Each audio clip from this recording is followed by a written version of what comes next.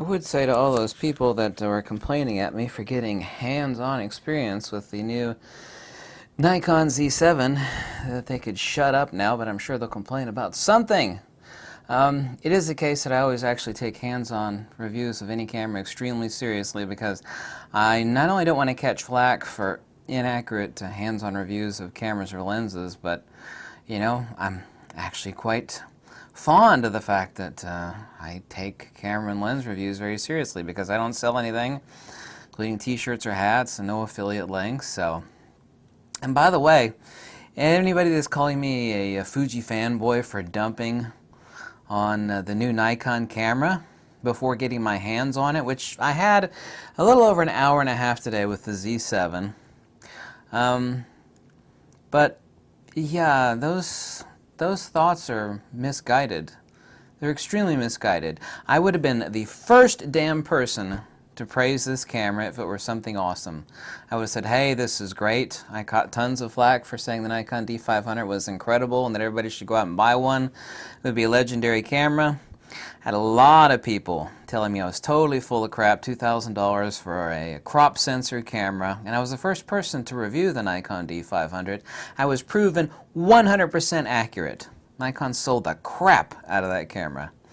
Not only that, I had a Nikon representative tell me that the people at Nikon, they have a social media division, that they were incredibly proud of what I said about it, and they actually forwarded links to my videos to other Nikon locations around the globe saying, hey, this guy hates everything, but he said everybody should go buy this camera.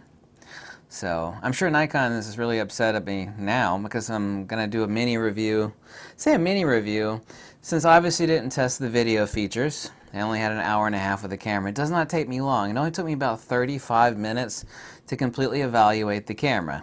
In other words, all the key stuff I was interested in, then another hour to test. I tested EVF blackout. I uploaded a couple completely irrelevant little videos just to show that I had hands-on with the camera. So it is a mini review after an hour and a half. By the way, Nikon should be incredibly embarrassed and disgusted with themselves because the FTZ adapter for adapting Nikkor F lenses to the Z mount is $250, or it's $150 if you buy one of the Z cameras. It is the case that it's only a smart pass-through adapter. It's cheaply made. Well, yeah, it is cheaply made. It's made worse than a Metabones. It's a cheap little adapter. It just has gold-plated pass-through contacts to feed power and bi-die communication between the camera and the f-mount lenses. The fact that Nikon is not giving that cheap-ass little adapter away, they should be ashamed of themselves. I had hands-on with that. I uploaded pictures of that. It's a cheap little adapter. Nikon should be ashamed of themselves for that. But let's get on to the camera review. The top display was actually tinier than I expected. I didn't get proper scale from looking at all the images. It's really tiny. It's actually too small. I got pretty good eyesight even though I wear glasses. I thought that was quite disturbing. The menu interface, a lot of people have screwed up in reviewing the Nikon Z7, which is going to be available for purchase in like the third week of September. People say, well, people have Nikon cameras, are going to be familiar with the menu system. That is true, but there is a completely different set of menus. There's a I menu and then another subset of menus that are specifically focused on, of course, the features that a DSLR does not have, like the mirrorless features of any mirrorless camera. So there is a second set of menus which are, I say they're design and is poorly implemented and the layout is poor. I was disgusted by the fact that the menu button is all the way on the bottom, and Nikon actually did not design the menu systems for this camera and the second set of menus, not the regular menu features on any other Nikon, which are also found on the Z7, but the second set of menus for I button and actually scrolling through it. Touch to autofocus was very laggy. It was extremely unimpressive. I tested out the 24-70 f4 and the 35mm f1.8. While the camera is made in Japan, these lenses are made in China and Thailand respectively. They are cheap little junky kit lenses. They are. They at least have metal mounts on the back of them, but they are cheap little They are undeniably cheap little cheesy ass kit lenses. The ergonomics are okay. I thought it'd be like a D750 / Nikon D500 grip, which actually has a inward swell that actually fits most people's hands, but it's actually bulkier, and I have medium-sized hands. It didn't fit my hand well. It's kind of chubby in the fact that they, just like myself, right?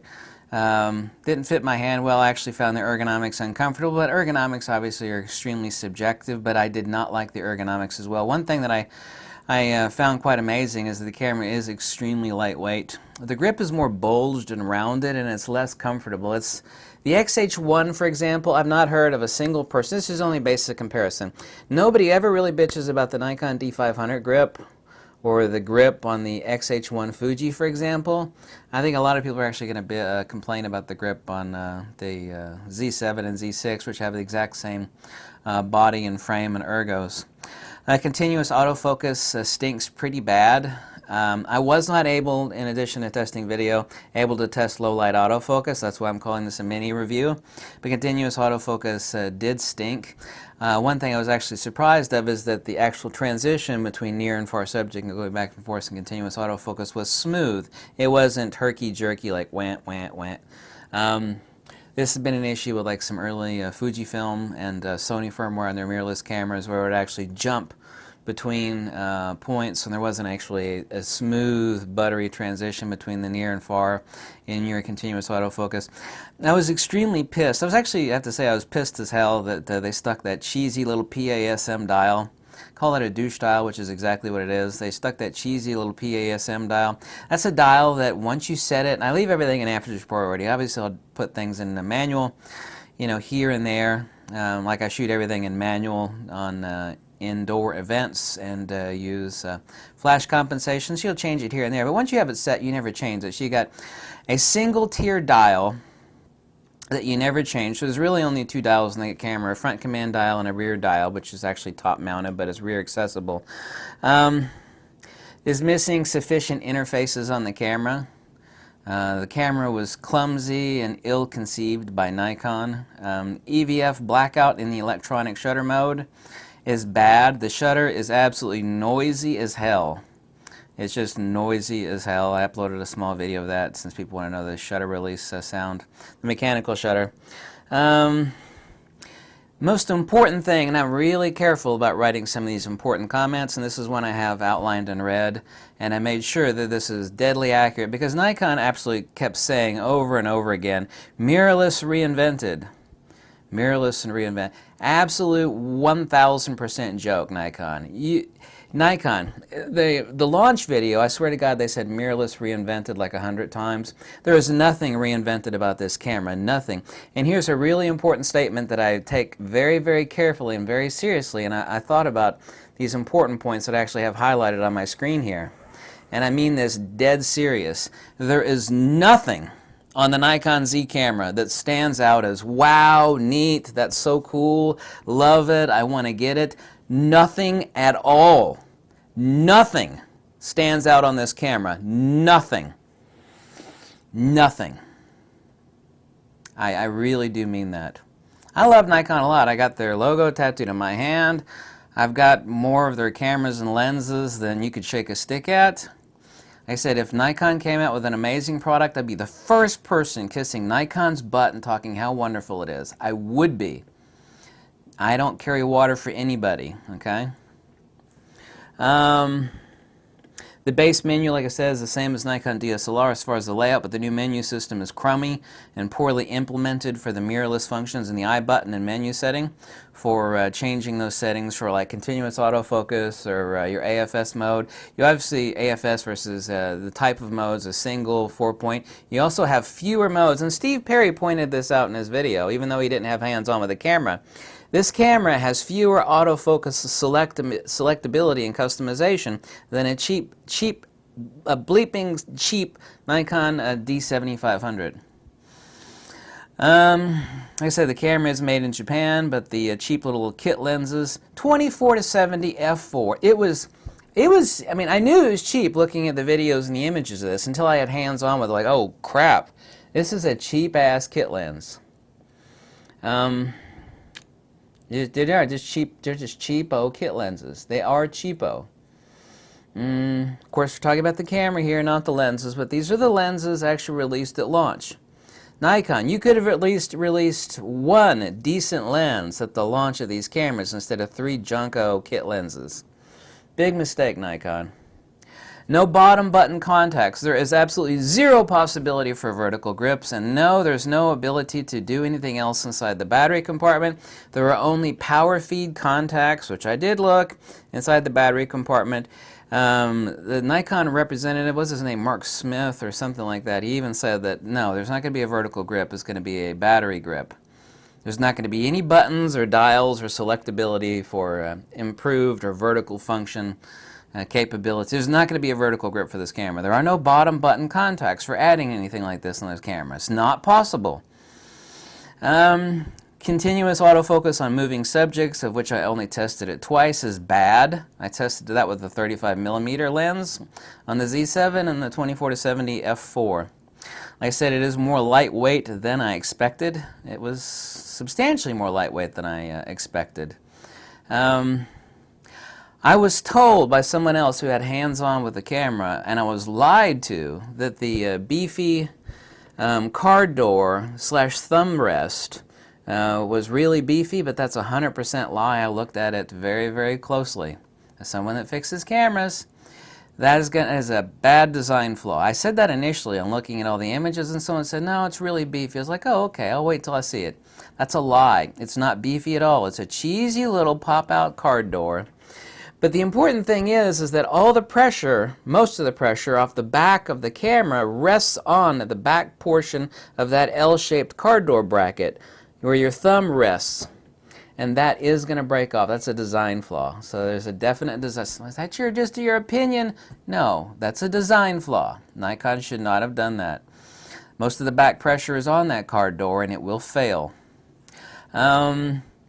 And I make this next statement very, very seriously with a lot of forethought. I kept looking at this comment and I said, you know, Self, you wrote this comment. Is this comment accurate? Yes, it is accurate.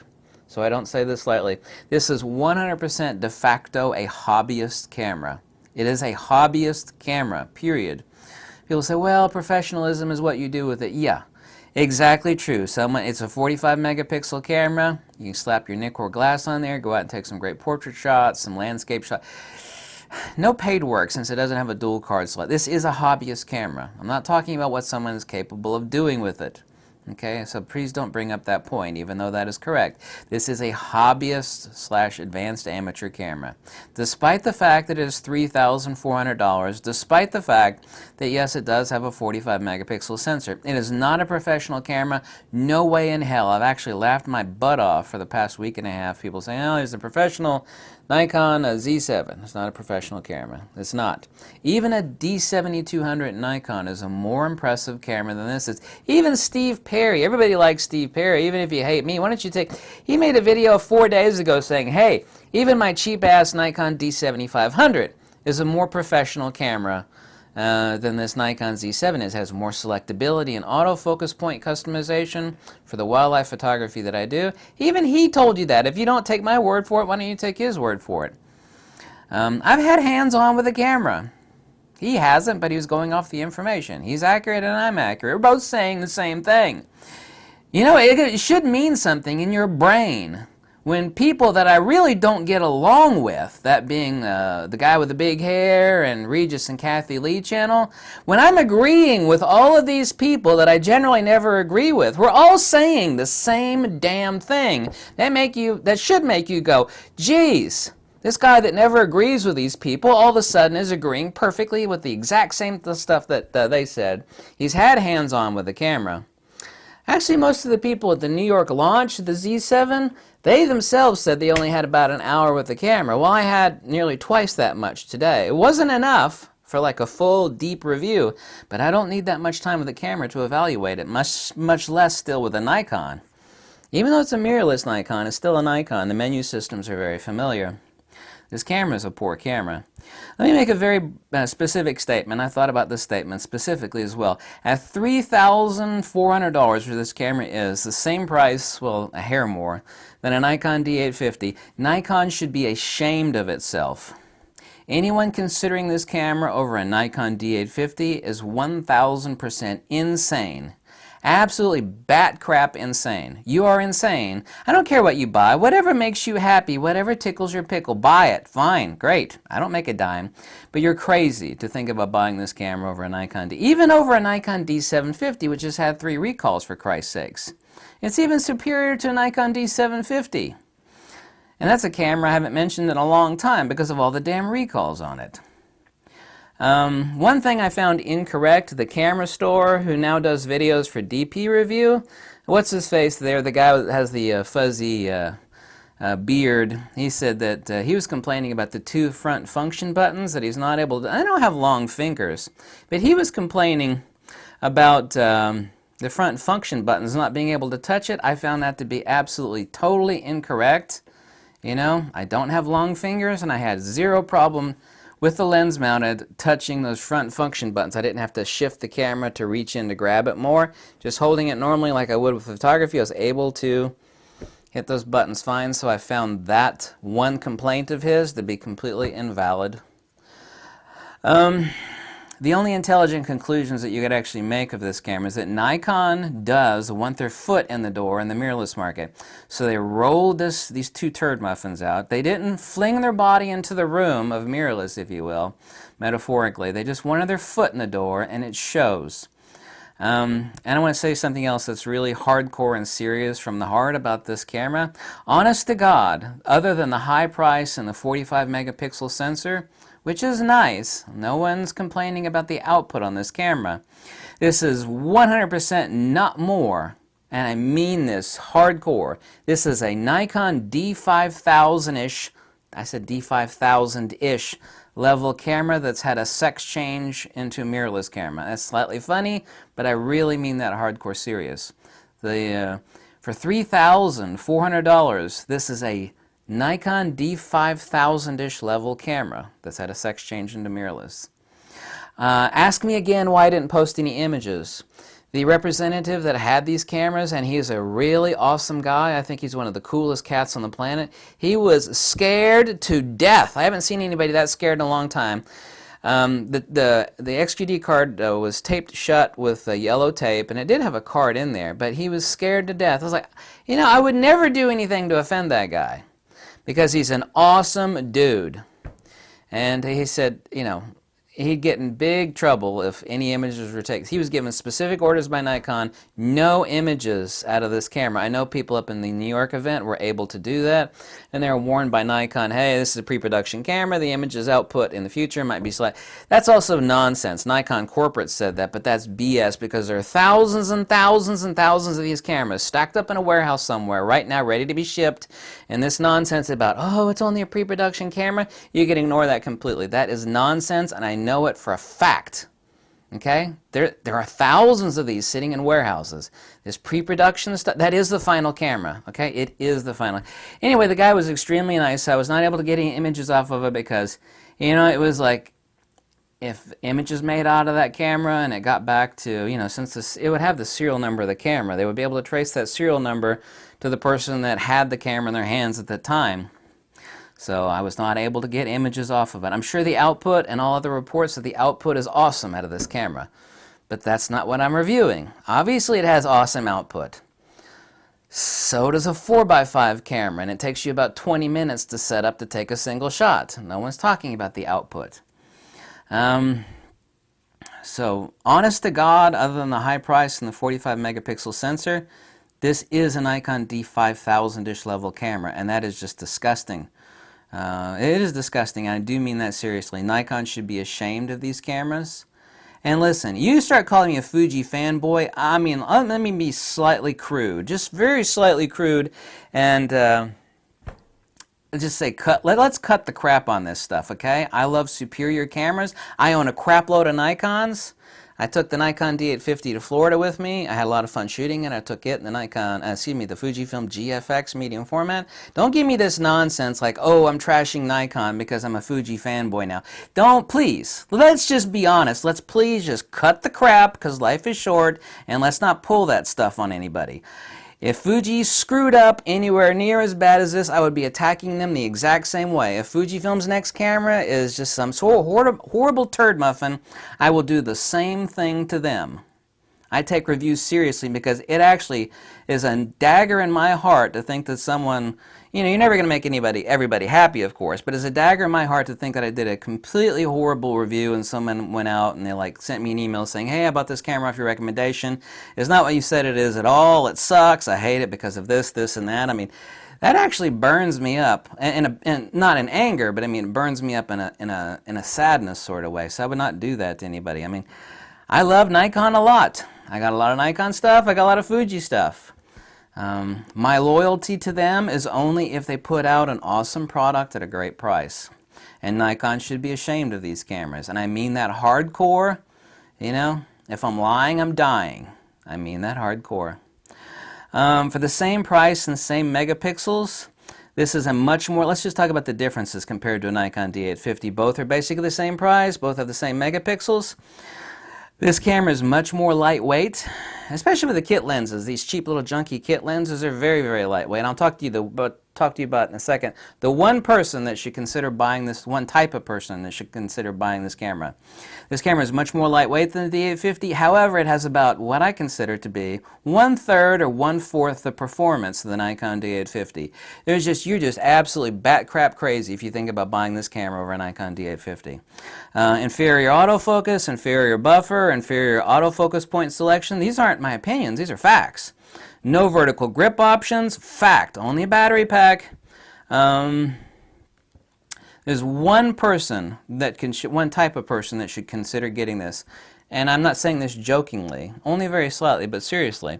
Someone with a lot more money than brains, and really, if someone is really rich and money is no object at all, and they say, hey, I'm going to backpack across Europe, I want a high megapixel camera, okay, for doing landscape, which autofocus is not an issue with landscape and architecture and street photography.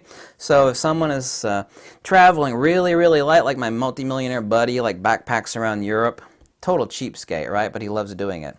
So if someone is going to be taking a vacation and they got a crap load of money and they want a really, really lightweight camera with a high megapixel, extreme croppability, same as the Nikon D850, this would be a good choice for them. That is the only type, and I racked my brain, there's no other type of person that this would be a good camera choice for. So if you have a mansion and a fleet of BMWs out in your front yard and you're going to travel really, really, really light across Europe, you know, or you're going to like backpack up the side of a cliff and every little ounce counts, then this camera is for you. For 99% of everybody else, this camera is a joke. It is a failure from Nikon. I have to be honest to Nikon and say that yes, obviously, this is their first foot in the door of mirrorless. So the first generation of anything is going to be a joke.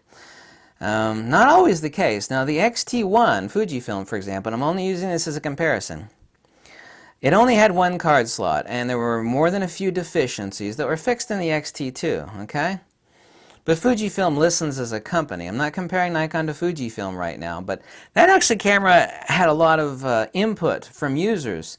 And I've heard from some real hardcore professionals, I'm not going to mention their name, people that are quite famous photographers that have contacted me. We've all come to the same conclusion that Nikon thought this up in some small room in Japan. They did not ask the serious advice of a lot of pro shooters or shooters in general, and they came out with it and they've released it, and here it is, and this is Nikon's foot in the door of the mirrorless market.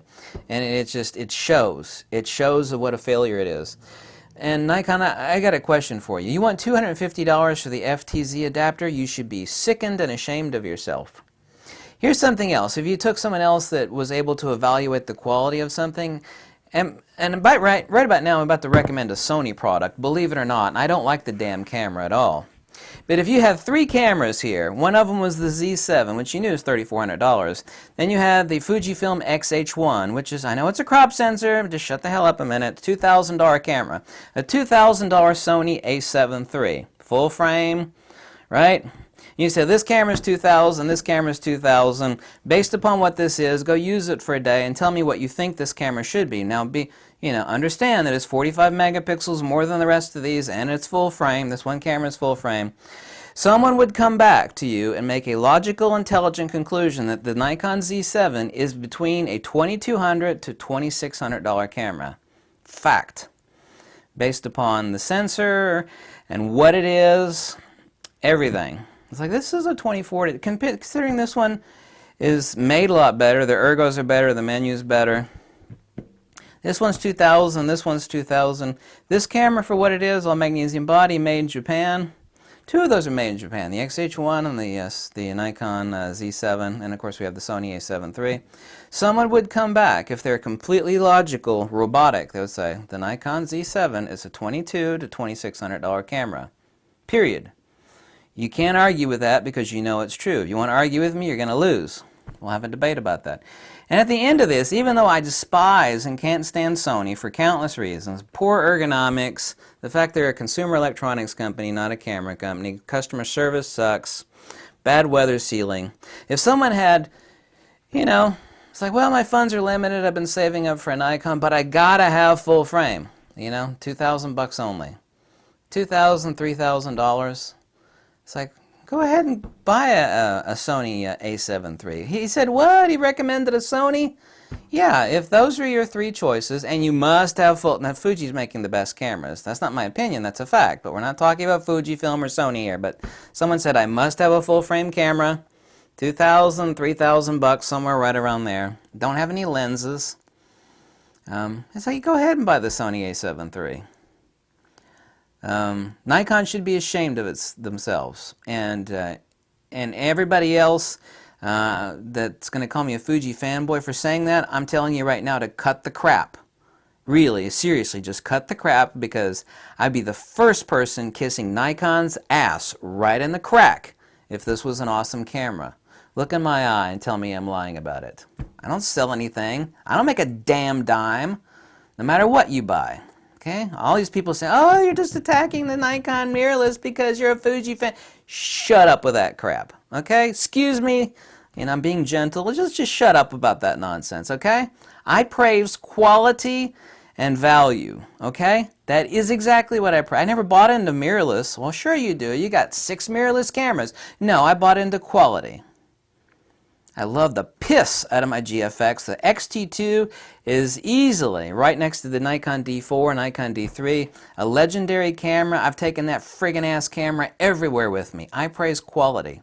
If Nikon came out with an awesome product that was a quality piece, that was well implemented, and the user interface was, I'd be the first person praising it. So let's cut the crap about this Fuji fanboy stuff for me attacking Nikon. Okay? Sure, the guy that's got Nikon forever, for the rest of his life, tattooed on his hand is attacking Nikon. Let's just cut the nonsense. So that's my mini review of the Nikon Z7. Like it, don't like it, whatever floats your boat, whatever tickles your pickle. Увидимся, до свидания, пока, aloha, hasta luego. And if you like these videos, since I don't sell anything and I have no affiliate links, any little donation greatly helps, okay? Is that me begging for money? Maybe it is, maybe it isn't, but it always helps because I'm a cheapskate and I live a simple life. I might have a pile of camera gear, but I live a really simple life. So any little donation helps, or you can tell me to jump off a cliff, whatever makes you happy, okay? Thank you so much for watching, and have a lovely day. And Nikon.